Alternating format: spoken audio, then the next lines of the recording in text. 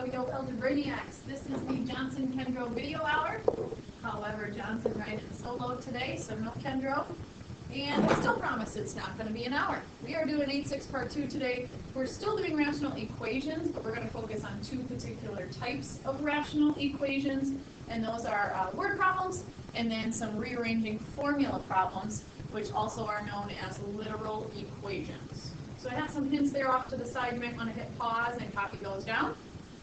Because in example 1, this is a proportion, so I'm going to be using that second hint.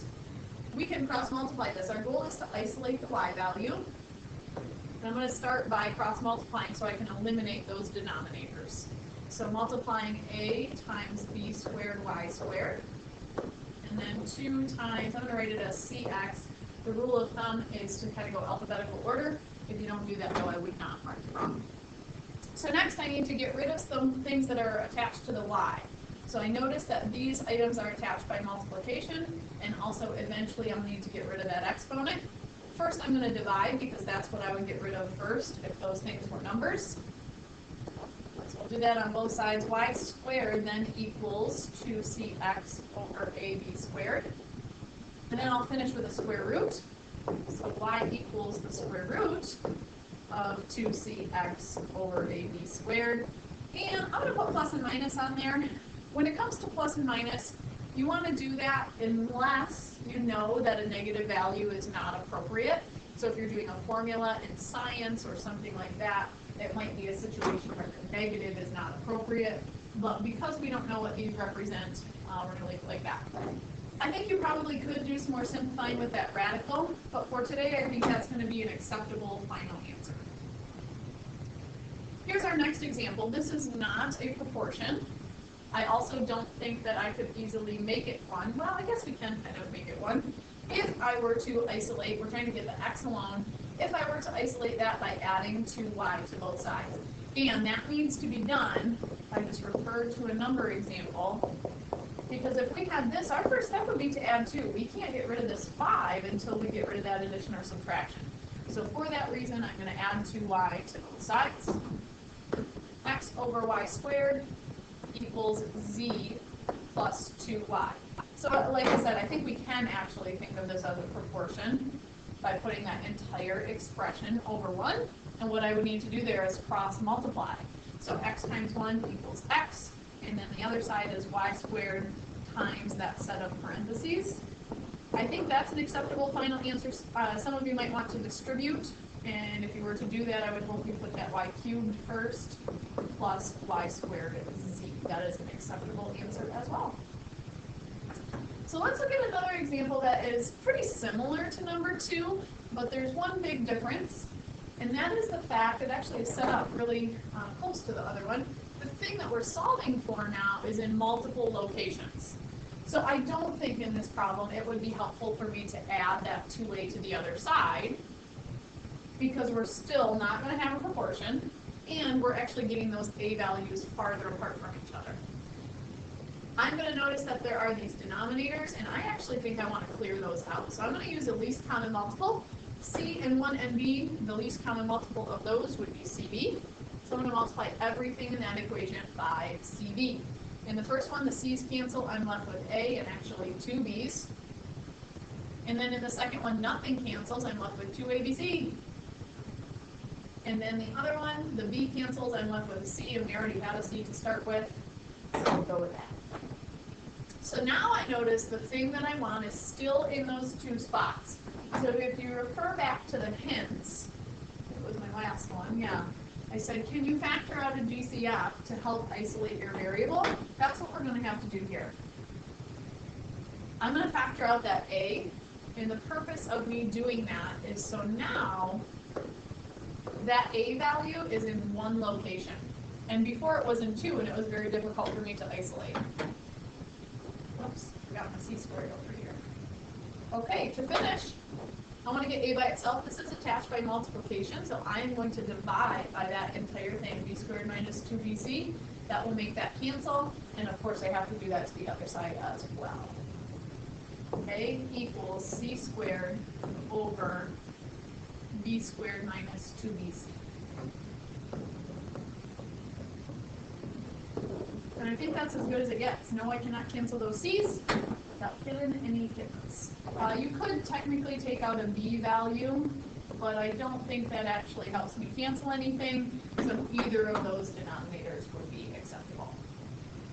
All right, for the last two examples here, those are going to look a little more simple than the others, but there's a reason we're going to work with that distance equals rate times time, because we do have some of those equations for our word problems. So in number 4, we're asking to isolate the R. To do that, I would divide by T, and that means that rate equals distance over time, which I think makes sense. And remember, rate is another word for speed, if you're doing a word problem. And then in number 5, distance equals rate times time. This time asks to solve for T. So they divide by R on both sides, and time equals distance divided by rate. All right, so that's manipulation of the distance. Let's get into those word problems. Go ahead and hit pause. Probably don't need to copy that word for word, but at least get all the important details.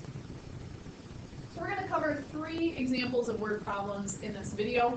One involves wind speeds. I think we could also include that category to contain, if you're rowing in a boat and talking about the water current, that's a similar idea. The second example that we'll do has to do with combining rates. And then the last example that we'll do is a mixture problem or a percentage problem. So what's going on in this situation? We're riding our bike to the store. The store is 4 miles away. We ride our bike at 10 miles an hour, but there's some wind that is affecting our trip today. It says today into the store, which we're riding into the wind, and then back, riding with the wind is helping us, took 1 hour total, and we're talking about bike time now, we're not talking about time in the store. The question says, what was the speed of the wind today, and round to the nearest tenths. First bullet there, what do we know? Well, I'm going to go back and highlight some numbers. 4 miles away, that's a distance. 10 miles an hour, that's a rate. And then I have some information about time. So as soon as I see that, I think we're going to be using that distance formula or some manipulated version of it, which we did on the last slide. What we don't know is the wind speed. So I'm going to let X be wind speed. You could use any letter. I am not thinking about what letter you choose to do. The trickiest part is definitely setting up the rational equation. So I noticed that we have a total time of 1 hour. So I think if we could say time plus time equals 1 hour. And the reason I have 2 times is one is to the store and one is home. So since I'm interested in time, so I'm going to go back to that distance formula, and I'm going to isolate the t, which we did on the last page anyway. That equals distance over rate. So now what I'll do is I'll set up each of those t values as a distance over a rate. I'm literally just replacing the t's with distance over rate. The distance to the store, I know that that's 4 miles. And actually I know that's the distance home from the store as well. So now we need to talk about the rates in the denominators. The wind is helping one direction and it's hurting in the other direction. So we're going to have to do some addition or subtraction of that x value, and it's going to relate to the original speed of the biker. So remember, to the store is into the wind, and that means that the wind is slowing us down, therefore subtracting, and then on the way home, the wind is helping us. That's the best part of the bike ride. I think we can all agree. So there's our rational equation. We are now on to this hint, which is to solve it. So this is back in 8.6 part 1. Find a least common multiple, which is 10 minus x, 10 plus x. And it's over 1. That's legal to do because we're doing it to the entire equation, both sides. And so now we're going to see what cancels and what's left. I'm going to go quickly through this because this is supposed to be review at this point. In the first one, this cancels. I'm left with 4 and 10 plus x.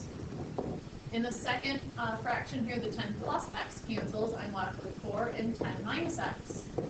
In the other side of the equal sign, nothing cancels, so we are left with at least common multiple times 1, so 10 plus x, 10 minus x.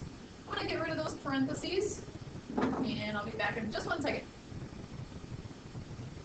Okay, so I've distributed and I FOILed on the right-hand side there. I'm now going to cancel out some like terms that we have. Those are opposites. I'm also seeing some 40s I can put together, so 80 equals 100 minus x squared is what we're left with. We need to eventually isolate that x. I like my a values positive, so I'm going to add it to the other side. You could leave it there. You would just have to divide by -1 at some point in your problem, and that's no big deal. You may do it that way. And then I'm going to subtract 80. And to finish, we'll need a square root. Now, you heard me talk about when is plus or minus appropriate. Well, they're asking for just the wind speed here, so I think that we can just go ahead and go to a decimal without including the minus sign on this. Plus and minus is not necessarily needed in this particular example, and they told us to round to the 10th. So square root of 20 is approximately 4.5 miles per hour, and I do think that that is a realistic answer for our wind speed. Okay, the second type of problem is a combined rate problem. Go ahead and hit pause and copy that down, maybe the hints too. So my hints there says, what do we know? Well, I know each individual person's rate. So for Ian, I know that he can rake 2 lawns in 5 hours. That's his rate. He does 2/5 of a lawn per hour. And Ken, I know that he does, what was his, 2 lawns in 3 hours. And our goal is to combine their efforts. So I think if we put the rate plus the rate, we want to know what is the combined rate. So Ian's rate is 2/5, 2 lawns in 5 hours. Ken's rate is 2 lawns in 3 hours. We want to do the same 2 lawns, and we don't know how many hours. So I'm going to let X be the combined time. Remember, you could use any variable there. I want to point something out at this point. When your numerators are consistent, 2, 2, 2, you also could set this up like this. That is absolutely acceptable, and it is going to produce the same result. The only way you couldn't do that is if those numerators were not consistent. So we've done this, we've set up our rational equation, we're ready to solve it. So I'm going to clear the denominator by using the least common multiple, 5 times 3 times x. That's 15x is the least common multiple. That will cancel the 5 in the first one, left with a 3 and an x and a 2, so 6x. In the second one, the 3 cancels, left with a 5 and an x and a 2, so 10x. And then on the other side, the x cancels, left with 15 and 2, that would be 30. That is 16x equals 30, divided by 16. And this one also said we could round to the 10th, so I'm going to go with 1.9 hours when we round, and I do think that is realistic. If they are working together, that should be less time than it would take them both individually. And lastly, our percentage problems. We're going to do a win percentage here, but you might see this as a mixture problem in a future example. So go ahead and hit pause, copy down that information. My first bullet says, how do we find a winning percentage? That would be the number of wins over the total games. Maybe I should put numbers in there. Number of wins over the number of total games. How do you change a winning percentage? Well, you win more games. You add more things to the number of wins, but remember when you do that, that also changes your denominator as well because you're changing the total number of games. So we know the baseball team currently has 11 wins. We want to know how many more wins in a row will they need. Wins in a row.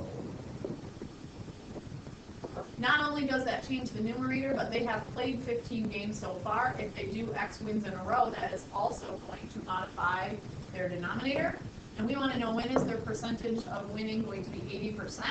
I'm using a decimal. You could also use 80 over 100. You should get the same result. That is a proportion. Yay! We can cross multiply. That would be 0.8 times 15.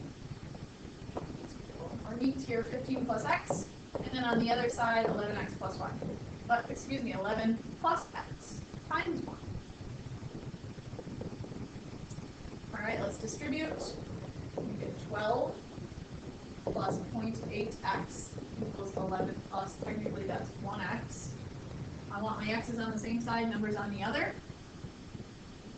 So I'll subtract the 0.8x from the 1x. That will leave me with 0.2x. And I'm going to subtract that 11 while I'm at it. So I end up with a 1. 12 minus 11 is 1. And then I will divide by 0.2. that is 5 games. 5 games, that's the number of wins in a row we need to have to raise that percentage. If you want to check your work, 11 plus 5 or 15 plus 5, that is 16 out of 20, which I believe is 80%. So we have gotten our 80% win rate. We'll add on to this question, which I think is a good one. It says, after they increase their wins to 80%, how many games can they lose in a row to have a winning percentage of 40? So I'm pretty confident that 40% is going to go over on that side. They have now won the games it took to increase to 80. So now our ratio currently is 16 to 20. So we're asking how many games can they lose in a row? What's interesting about this is their wins actually aren't going to change. If you think about that, they're not winning any more games, and them losing doesn't take away wins. Okay, we're still going to have 16 wins. However, the 20 in the bottom, we are going to have to add some games to that because those X things represent the number of losses in a row in this particular problem. That is another proportion. So I'm going to cross multiply, make sure you're using parentheses. 16 equals 40% times 20 plus X. And then go ahead and distribute and solve. 16, 40% of 20 is going to be 8 plus 0.4X.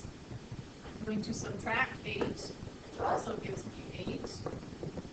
And then I will finish by dividing by 0.4. When I do that, I think I get 20. So that means 20 losses in a row is what it would take to decrease that percentage. And if you want to check your answer, remember we had 16 wins. Now the denominator is not just 20, the denominator is 40. And I do believe that is that 40% that we were looking for. All right, I think that covers it for these 3 types of examples. We'll definitely do quite a bit more in class. Come with some questions.